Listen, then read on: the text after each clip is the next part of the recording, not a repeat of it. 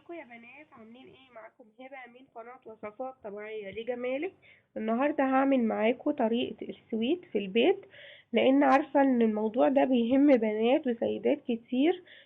ما بيعرفوش يسووا السويت ويعملوها في البيت ودايما يشتروها جاهزه. لا، من النهارده هتعمليها في البيت وتعمليها بكميات كبيره وتخزنيها وتطلعيها وقت الاستعمال.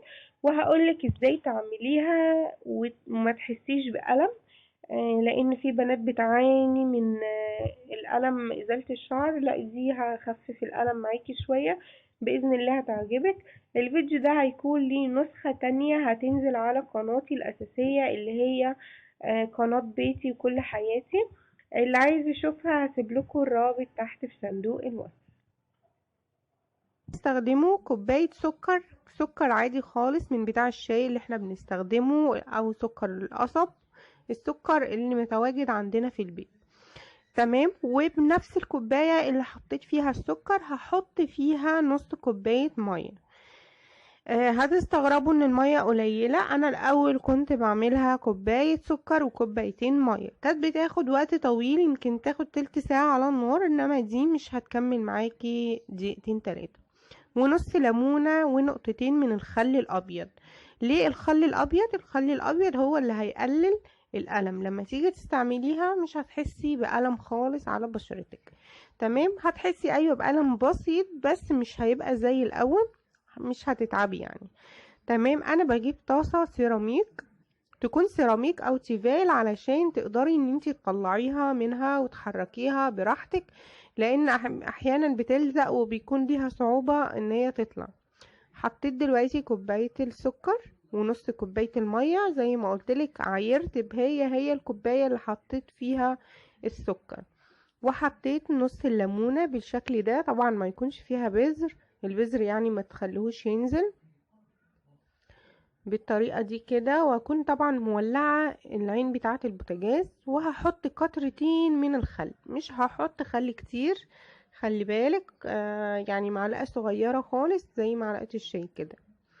وهجيب سبتيولة وابدأ ان انا ادوب السكر طبعا والنار شغالة.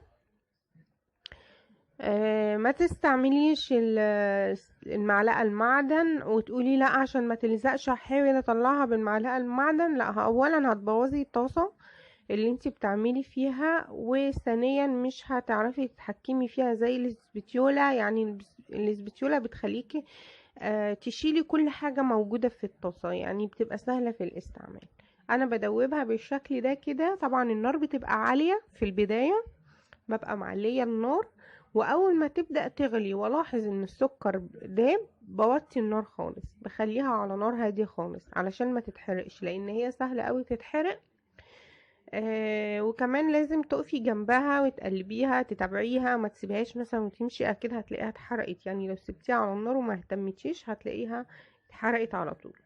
انا دلوقتي وطيت النار اهو، السكر داب وبدأت تغلي، شايفين قوامها؟ حلوة جدا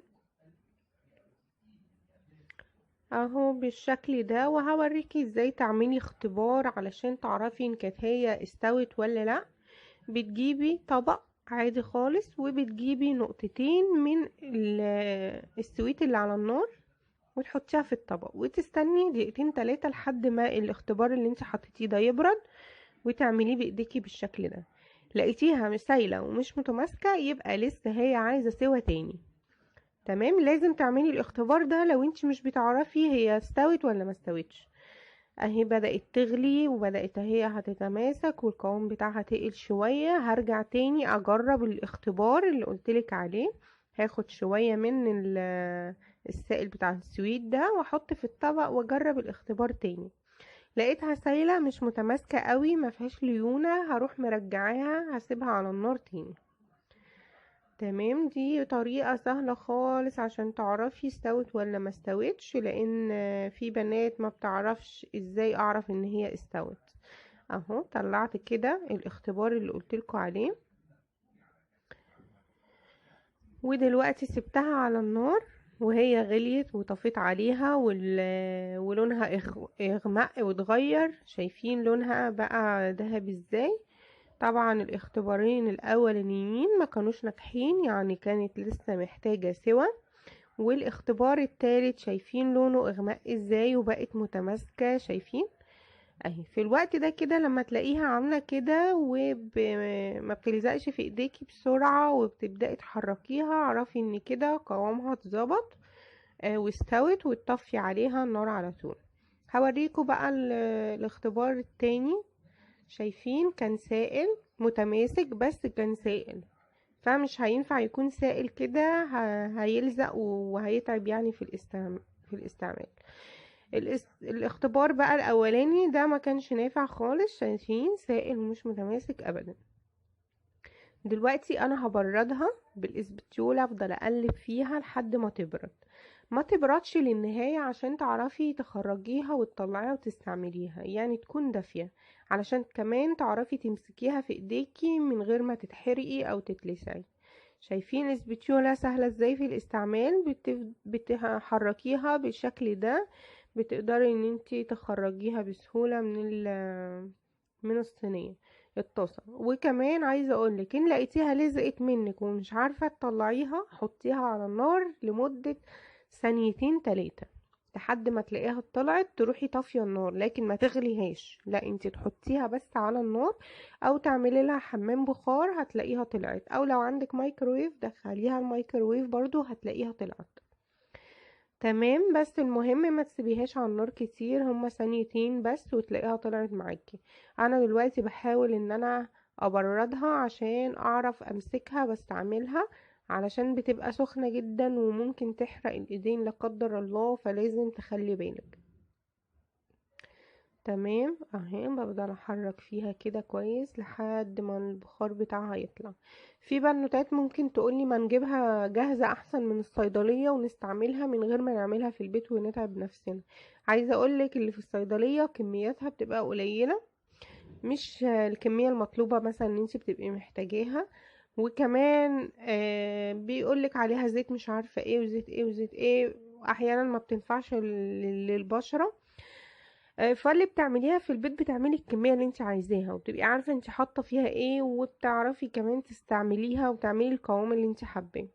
انا دلوقتي ببدأ احركها، انا خدت قطعة كده على ايدي عشان اوريكي لو هتستعمليها هتعملي ايه، وبليت ايدي شوية مية علشان تعرفي تحركيها كويس. بلي ايديكي مية بسيطة، مش تغرقيها مية هتبوظ منك، لا تبلي ايديكي بس كده مية بسيطة وتبدأي تحركيها لو هتستعمليها على طول.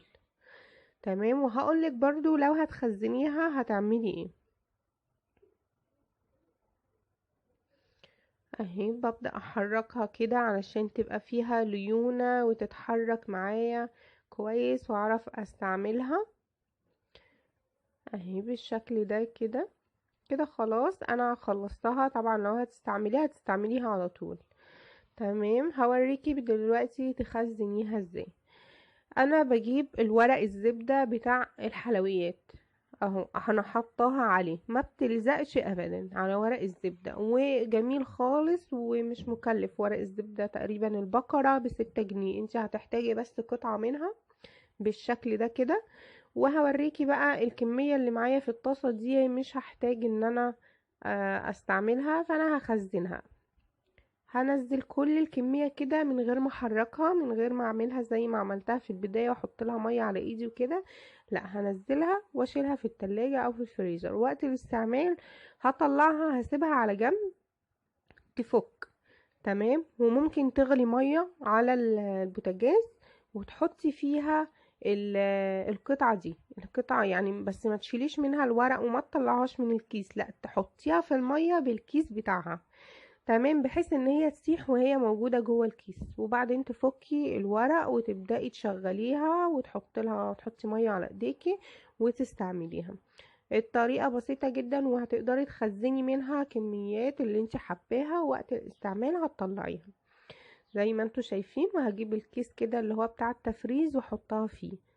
ما تنسيش زي ما قلتلك لما تيجي تفكيها حطيها في مية مغلية بالكيس ده، يعني بنفس الكيس تحطيها في المية عشان ما تبص، لو وصل لها مية اكيد هتبوظ. وطبعا دي اهي زي ما انتوا شايفين مش لازقة خالص وبتطلع بسهولة ومرنة هحطها طبعا، هخزنها لان انا مش محتاجاها. هلفها نفس ما لفيت الاولانية دي وهخزنها معاها وهدخلها في التلاجة بالشكل ده كده. ورق الزبدة جميل جدا بصراحة، ما بيلزقش فيها خالص وبتقدري تطلعيها بسهولة. هحطها كده والف الكيس وادخلها في الفريزر. يا رب الفيديو يعجبكم، وما تنسوش طبعا الشير واللايك والسبسكرايب، وان شاء الله يا حبايبي اشوفكم في فيديو جديد. باي باي. يا رب الفيديو يعجبكم، ولو عايزين تشوفوا النسخة التانية للفيديو اللي هتنزل على قناة الوصفات هتلاقوا الرابط في صندوق الوصف. باي باي.